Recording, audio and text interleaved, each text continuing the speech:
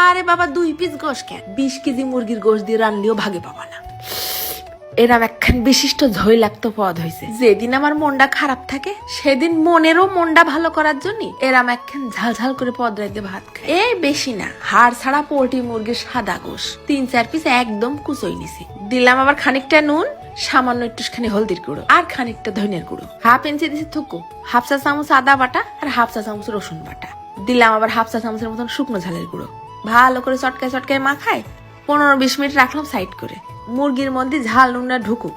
এইবার নিছি বেশ মুঠখানিক পেঁয়াজ কুচি আর প্রায় বিঘে খানিক শুকনো ঝাল। একটুখানি পানি দিয়ে একদম সাফা সাফা করে বাইটে নিয়ে আসলাম। তারপর কড়াইয়ের পর ফেলাই দিয়েছি চামচ খানিক আস্ত জিরে, টাইলে নিয়ে গুঁড়ো করে রাখলাম। ওই কড়াইয়ের মধ্যেই ঢেলে দেবো মন খানিক সর্ষের তেল। তার মধ্যে ফার্স্টে আগে মুরগিটা ঢেলে দিয়ে একদম ভাজা ভাজা করে নেব। দেখো না, সর্ষের তেল তো না, মনে হচ্ছে কড়াইয়ের মধ্যে হুইল পাউডার দিয়ে কাপড় গুলাইছি। উঠোই উঠোই দেখতে হবে মুরগির গায়ে ভাজা ভাজা লাল রং হয়েছে কি। এরপর বেশ একটু মুসমুসে ভাব হলে তেলটা ছাইকে নিয়ে মুরগির পিস গুলো উঠে রেখে দেবো। ওই তেলের মধ্যেই ফেলাই দিলাম স্কুল ড্রেস খুলে নিয়ে আস্তে আস্তে কয়েক কোয়া রসুন। রসুনটা অর্ধেকটা খানিক ভাজা হলে ঢাইলে দেবো ওই পেঁয়াজ আর শুকনো ঝাল বাটা। মশলাটা কিছুক্ষণ নাড়ে ছেড়ে ফস করে পুড়ে যাচ্ছে। তারপর আবার ওই ব্লেন্ডারটা ধুয়ে একটুখানি পানি দিলাম। খুন্তি দিয়ে নাড়ে চেড়ে মশলাটা ফাইন করে ভুনতে হবে। এই ফাঁকে দিয়ে দিলাম খানিকটা নুন আর হাফ চা চামচের মতন হলদির গুঁড়ো।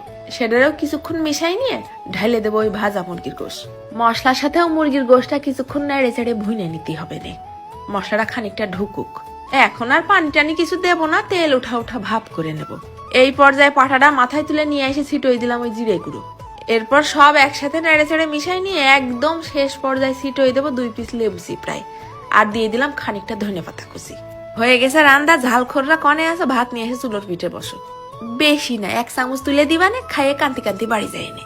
তো এই মুরগিটা কিন্তু শুধু সাদা ভাত না, রুটি পরোটা খিচুড়ি দিয়েও খাতে পারবানি। বাবা রে বাবা, কি যে ঝাল হইছে! ভাত মাখায় প্রথম এক গাল গালে দেওয়ার পর মনে হয়েছিল পুকুরের মধ্যে যে ঝাঁপ দেই। মন আবার নাকি ভালো হবে না। কি চিন্তা করবি তুই ঝাল ছাড়া? এক গাল গালে দিলি মনে হচ্ছে ডিনামাইট।